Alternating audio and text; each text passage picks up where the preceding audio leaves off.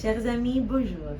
Après quelques mois d'absence, l'Aurore Magazine est de retour chez vous. Et aujourd'hui, nous sommes au 5e numéro de l'Aurore. Pour vous servir, Saïka Ristil comme nouvelle présentatrice. Nous avons comme invité surprise Clément Benoît II.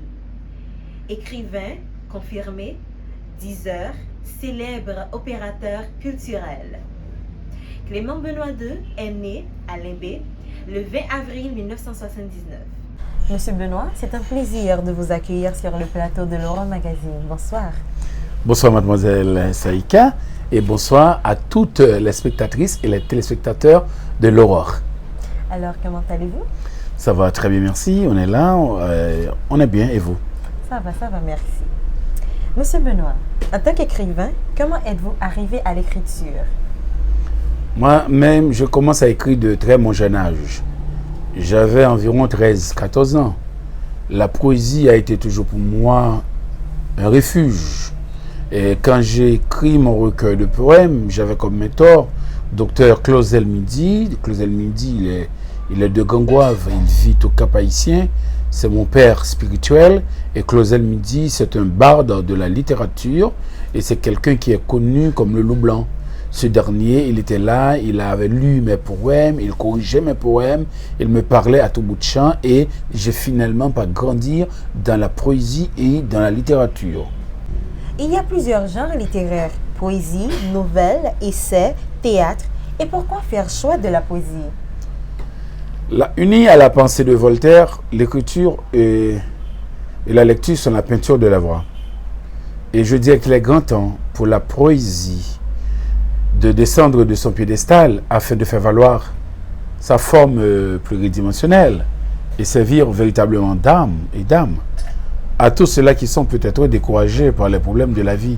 Parce que la poésie doit être une dialectique pour tous. Moi-même, je n'ai pas choisi la poésie. La poésie est venue chez moi et je l'ai acceptée et je vis avec.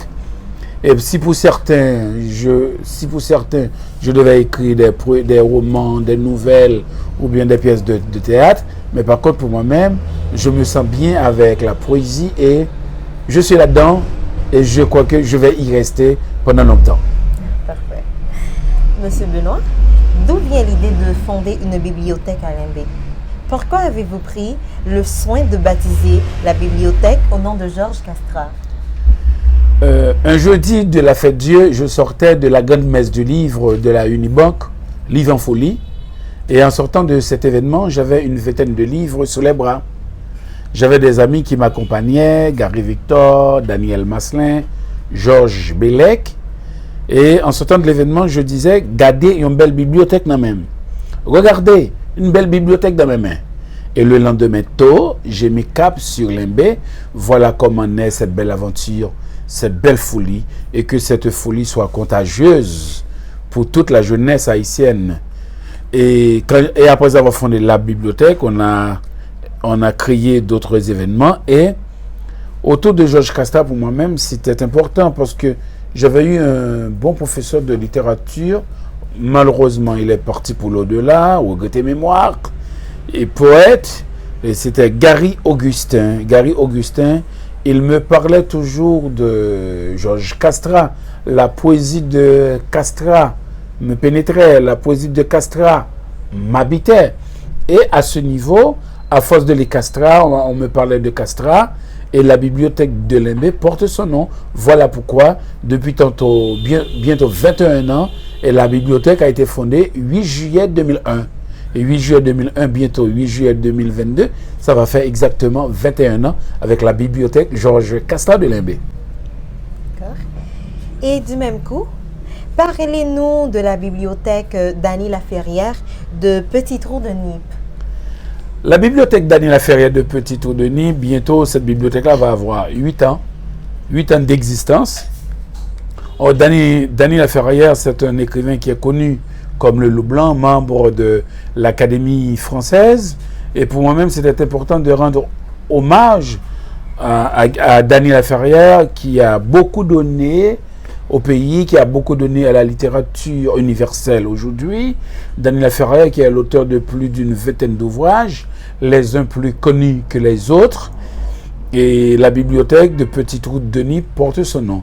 Là, à ce niveau, aujourd'hui, je dirige 2 bibliothèques. Nous avons une vie livre et carrément, je dédie toute ma vie au livre, à la lecture, à la promotion du livre en Haïti et même à l'étranger. Merci. Maintenant, on va prendre une pause et au retour, on va parler des Landes. De retour après la pause, nous voilà autour des Landes. Des Landes est un chant d'amour, une parole, une histoire d'amitié, une ode, un hymne à l'amour vrai. Monsieur Benoît, êtes-vous amoureux? Oui, justement, je suis amoureux. Voilà pourquoi j'écris sur l'amour. Je suis amoureux. Voilà pourquoi je dédie mes poèmes à la gente féminine. Je suis amoureux. Voilà pourquoi je suis féministe. Et je suis amoureux. Parfait. Monsieur Benoît, votre dernier livre, Des Landes, sortira mi-février prochain chez les éditions Guaba. Parlez-nous de Des Landes en gros et en large, s'il vous plaît. Oui, justement, Des Landes, ça va être un recueil de poèmes, ça va être mon 7e recueil, et du même coup, c'est une histoire vraie où j'avais eu le bonheur de rencontrer cette personne, et à partir de là, j'avais eu l'occasion aussi de lier connaissance avec elle, et j'ai choisi d'écrire un recueil de poèmes pour elle, et je dédie mon recueil de poésie Des Landes à elle, et ce recueil sortira bientôt. C'est un recueil de poèmes écrit entièrement en français. Et après avoir passé 15 ans à écrire en créole, notamment c'était Tache, Soleil et Couler la pluie, et maintenant Des Landes, ça va être en français. L'année dernière, vous étiez venu à l'école, Collège Saint-François d'Assise. À ce moment, j'étais en philo. Vous aviez connu une vente mirobolante avec Couler la pluie, beaucoup de dédicaces, prises de photos, d'échanges avec les élèves. Et maintenant, ce qui fait actualité, c'est Des Landes. Comme vous êtes 10 heures, pouvez-vous nous lire un texte de Des Landes, s'il vous plaît? Merci. Je commence comme ça. Des Landes. La nuit était longue. J'ai choisi de ne pas dormir, mais de prier et de compter les promesses d'amour qui habitent ma solitude. Tu étais toujours à moi, ce que les rayons sont au soleil. Ce soir, je n'ai pas cessé de t'aimer, ni d'égrener mon chapelet en ton nom. Au bout de ma folie, j'ai fait de toi un pont entre le vide et la distance pour accéder à tous les royaumes des Landes. Ah, merci. En fait, cette personne existe-t-elle réellement? Et pourquoi faire choix de ce nom? Oui, justement, Des Landes existe réellement. Des Landes est un prénom féminin, mais je dois vous dire ça aussi. J'ai 1000 prénoms dans ma tête. J'ai Marie Merci, comme je pouvais dire, docteur Marie Merci Caz. J'ai Philomène, comme Philomène Célestin. J'ai Marie-Josée Romain. J'ai beaucoup de prénoms. Au moins, je crois qu'après Des Landes, je vais pouvoir écrire un autre texte, comme Rita Romain, Marie-Josée Romain, Viviane Benoît, Odette Benoît, Kika Benoît, ainsi de suite. Ce qui est important, c'est de rendre hommage. Et aujourd'hui, ce que je fais aujourd'hui, c'est un travail assez colossal là où j'adore des prénoms de femmes. Et j'espère dans un avenir pas trop lointain, bien entendu avec votre autorisation, je pourrai avoir aussi un recueil de poèmes Saïka. Je l'espère sincèrement. À coup sûr. Après Des Landes, qu'est-ce que vous avez comme perspective? Normalement, après Des Landes, je vais continuer à écrire toujours en créole, parce qu'en créole, les mots sont plus majeurs, sont plus profonds. Et tout de suite après Des Landes, je vais avoir Grammaire la nuit.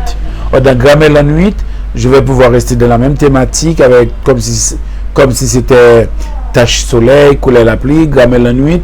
Toujours, ça va être un recueil de poésie, là où là où la femme joue un rôle prépondérant, primordial dans mes écrits. Moi, j'écris parce que les femmes existent. Les femmes sont primordiales dans mes écrits. Je dédie toute ma vie à la gente féminine. Femme, c'est celle religion qui peut te saluer. Merci beaucoup. Après des Landes, qu'est-ce que vous avez comme perspective? Oui, merci. Tout juste après des Landes, je vais avoir un autre recueil de poèmes. Ça va être en créole, Grammaire la nuit. Question pour garder la même thématique donc que j'avais tantôt, comme si c'était le cas de Tache Soleil, couler la pluie. Et je dois retourner avec Grammaire la nuit. Avez-vous une dernière chose à dire à vos téléspectateurs? Oui, justement. Je remercie du plus profond du cœur toutes celles et tous ceux qui sont toujours là pour aider la bibliothèque Georges Castrat de Limbé, notamment l'ingénieur Hervé Benoît, Jackie Benoît, Justin Benoît, l'agonome Joannas Gay et Jean Gay qui soutiennent et qui sont toujours là pour la bibliothèque Georges Castrat de Limbé. Merci, Monsieur Benoît, d'avoir répondu à l'invitation de l'Aurore Magazine. Bonsoir. Pour la présentation, c'est Aristide. Éclairage, Rodolphe Jean. Coordination, Joanne Lose Michel. Production, Elou Boy.